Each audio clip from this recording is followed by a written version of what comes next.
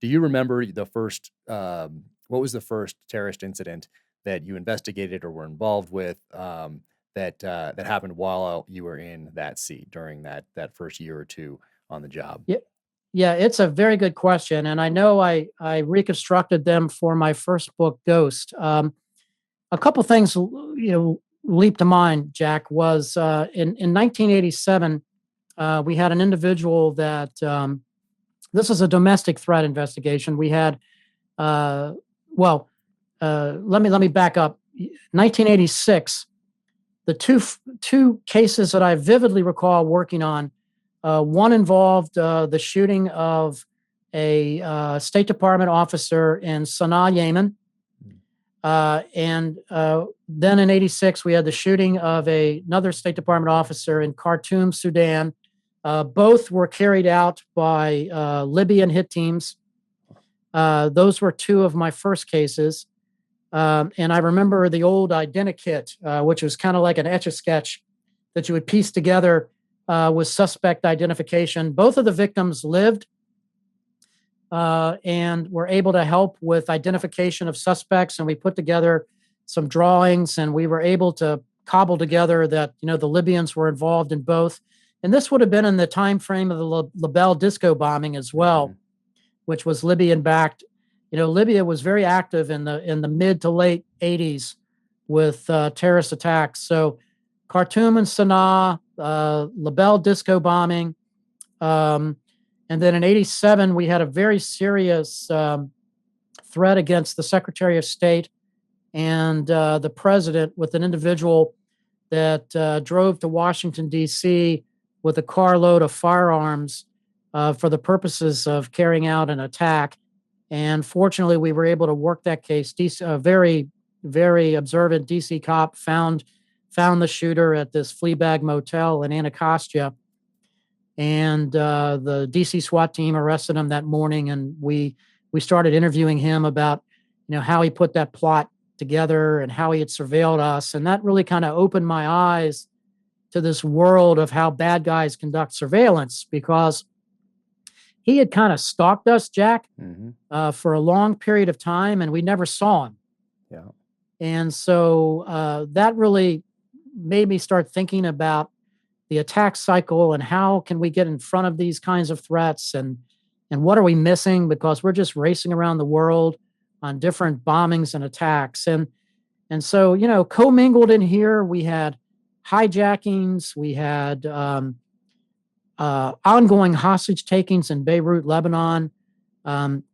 If memory serves me right, the first hostage I debriefed was Father Martin Jinko, a Catholic priest that had a wonderful man, had been, kidnapped by Hezbollah. We did not know it was Hezbollah at the time. We suspected it was. Then we had the hospital administrator at the American University Beirut kidnapped, David Jacobson, and he was released. My old friend Charlie Glass was an ABC News correspondent. He was kidnapped, but he was able to escape. And he was a wonderful witness on helping us piece together how the tactics deployed. And then, of course, our ultimate goal, Jack, was to find Bill Buckley. Yeah.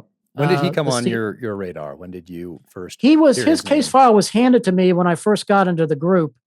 My boss handed me the Beirut embassy files and Bill Buckley's files, and said, he's the reason we're looking for all the hostages in Lebanon. Study up on this. We're trying to find him. You're going to be a part of what was called at the time the Hostage Location Task Force, the HLTF. And we were actually housed at the CIA inside the Counterterrorism Center. So it was a small group of interagency participants, namely me, an FBI agent, and an agency officer.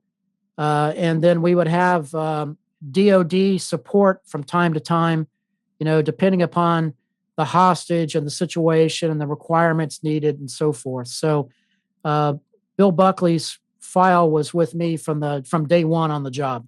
No kidding. Wow. And so right before that, we had TWA 847. We have Achille Laurel. Later, a couple of years into it, we have Pan Am 103.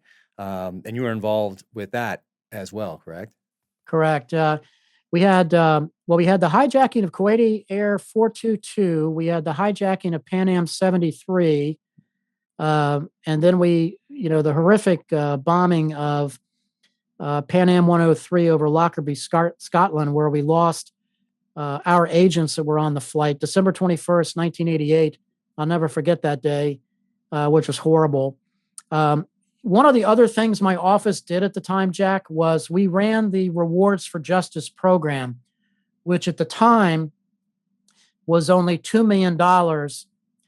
It subsequently ramped up to 20 million for bin Laden, right? Mm-hmm.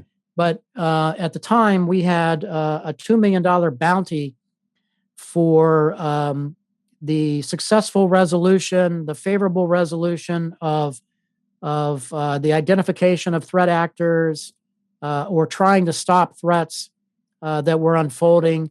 I remember, for example, what we wanted to do with Pan Am 103 is we wanted to use the $2 million bounty to lead us to the capture of those individuals that were responsible for that bombing, which at the time, forensically, we had tied to the Libyans. But we never were successful in getting our hands on anybody. The largest reward we paid under my watch, Jack, was to the informant that set up Ramzi Yousef, the mastermind of the first World Trade Center bombing. Yeah. So we paid that guy $1.2 million